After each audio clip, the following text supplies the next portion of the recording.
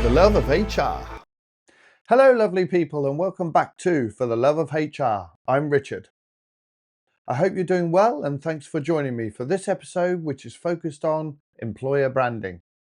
It would really help the channel if you could watch until the end, subscribe, like, and all that good stuff. Thank you.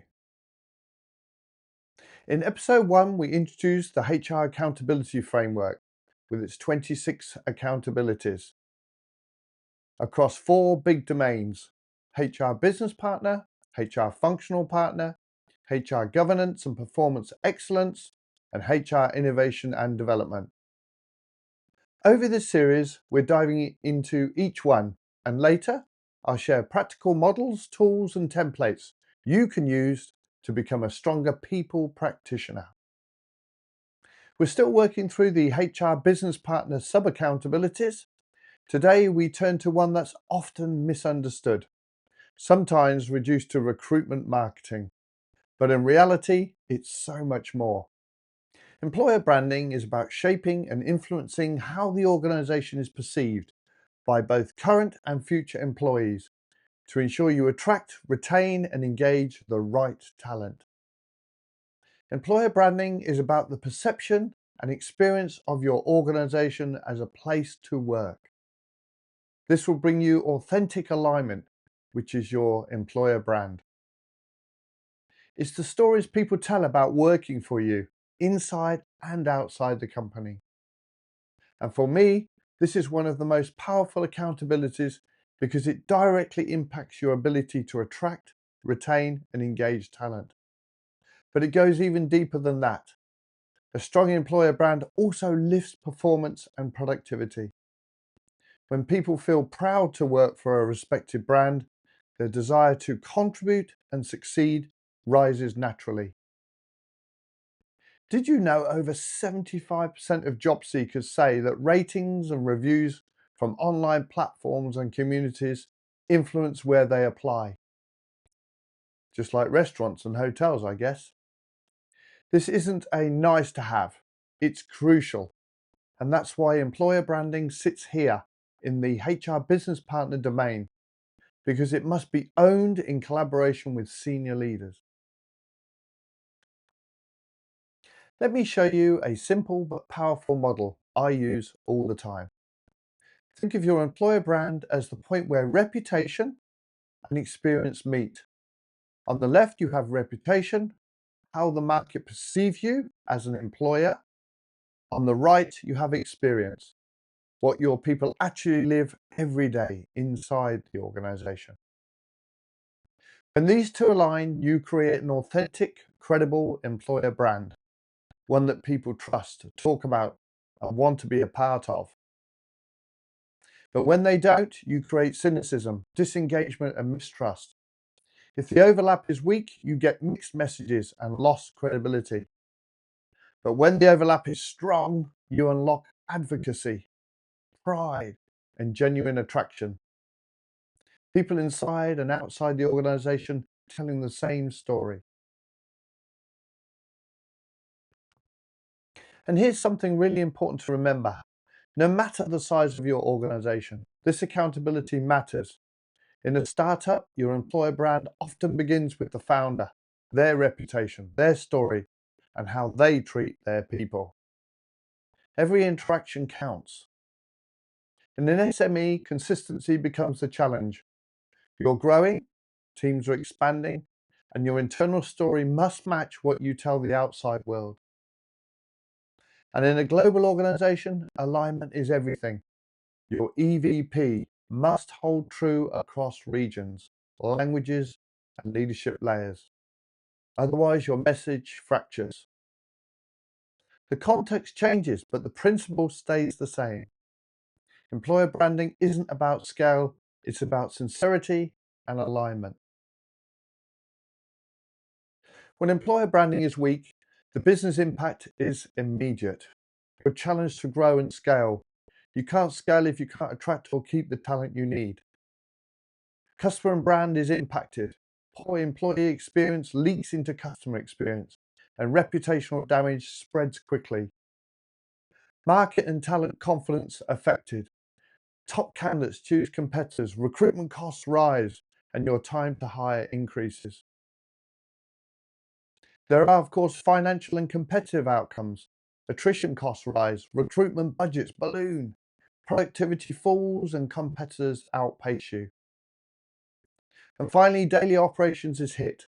Critical roles go unfulfilled, projects stall, delivery suffers, and internal teams become overstretched. Do any of these resonate with your business? Please share your experiences in the comments. I'd love to hear. Let's look at the impacts inside HR next.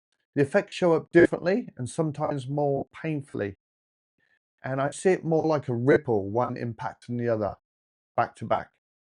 Starting with talent and workforce, engagement falls, retention drops, and succession pipelines dry up. The best candidates hesitate to join, and high performers quietly start to look elsewhere.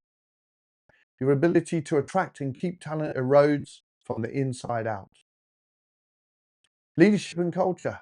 Leaders lose trust in HR when the employer brand story doesn't match the lived experience. When promises made in recruitment aren't delivered in reality, credibility collapses, both for HR and for leadership. The culture starts to fragment. Very important, performance and productivity is impacted. When people lose pride in the brand they represent, motivation dips. You've seen it. Productivity follows. The discretionary effort that drives innovation and customer excellence simply disappears. When it comes to our systems and processes, recruitment campaigns struggle because of the EVP. The employee value proposition isn't clearly defined or constantly lived. The employee experience feels disconnected from the brand narrative, and onboarding fails to reinforce what candidates were promised. Now let's look at the HR function itself. What's the impact? HR ends up firefighting, filling vacancies, explaining attrition, and defending engagement scores instead of shaping strategy. When the brand is weak, HR becomes reactive, not strategic. Weak employer branding doesn't just affect perception, it damages confidence, credibility, and continuity across the entire employee life cycle. Do any of these resonate with you personally? Please share your experiences in the comments below. Think of it as your talent magnet. At level 1, your brand is reactive, no clear story, inconsistent messages.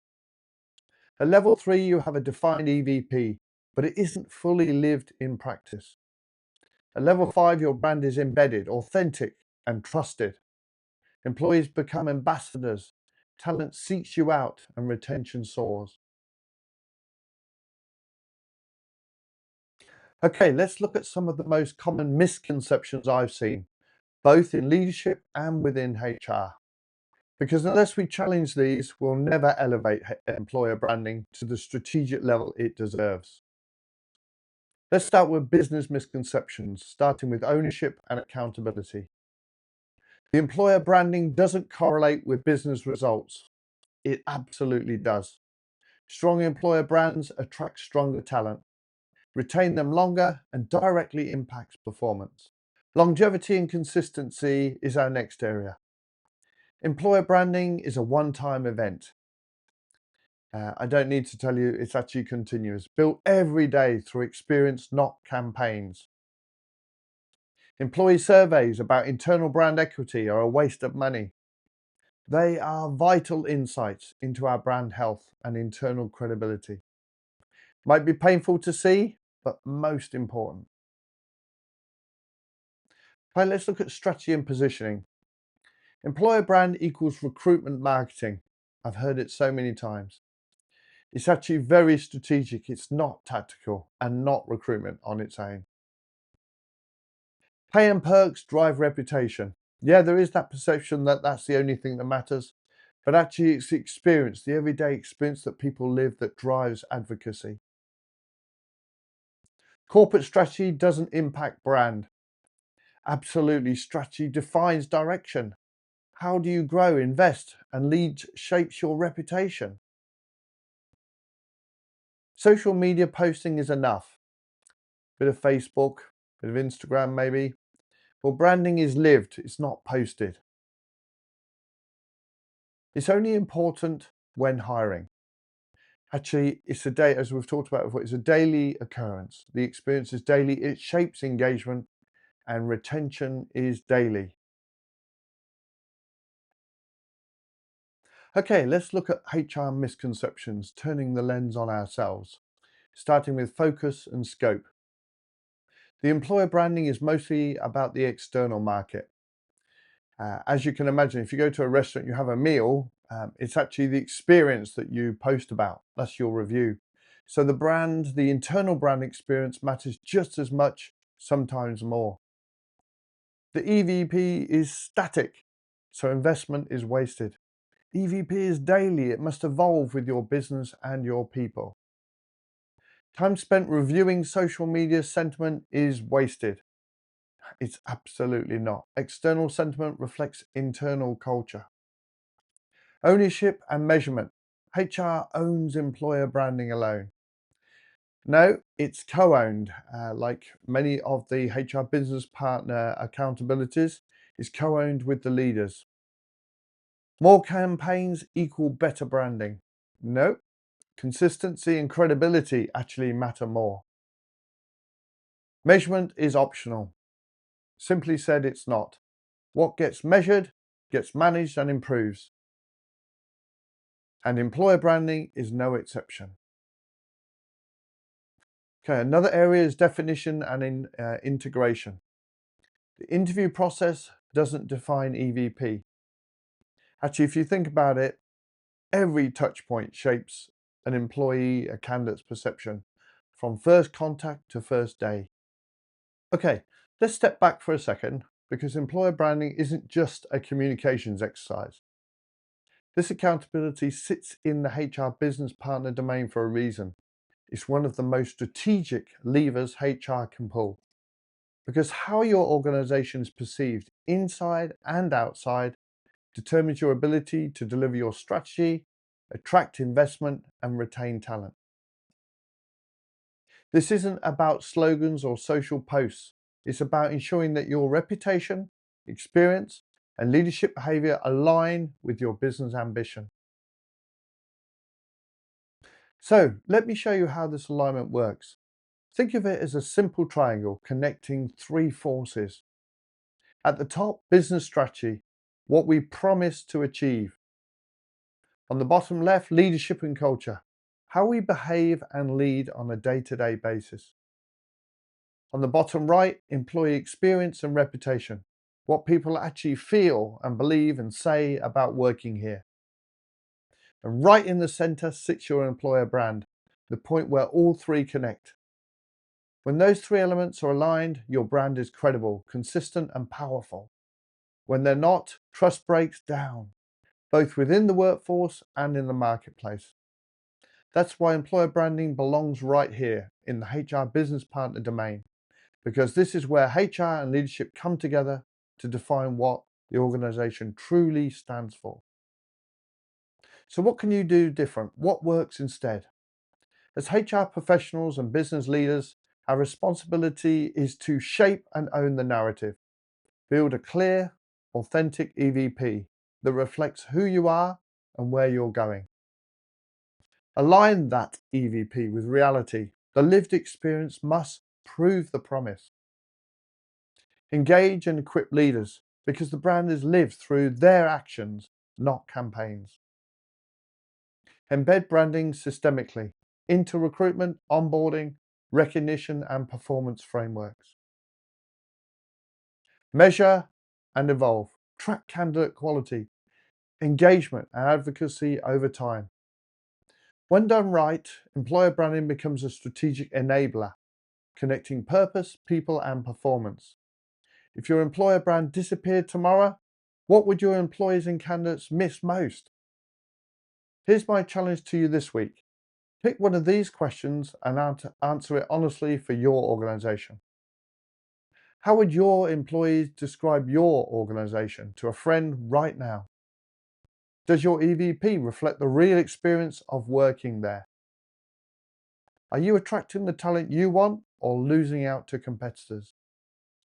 Once again, thank you for joining me on For the Love of HR. Remember, your employer brand is not what you say it is, but what your people experience every day.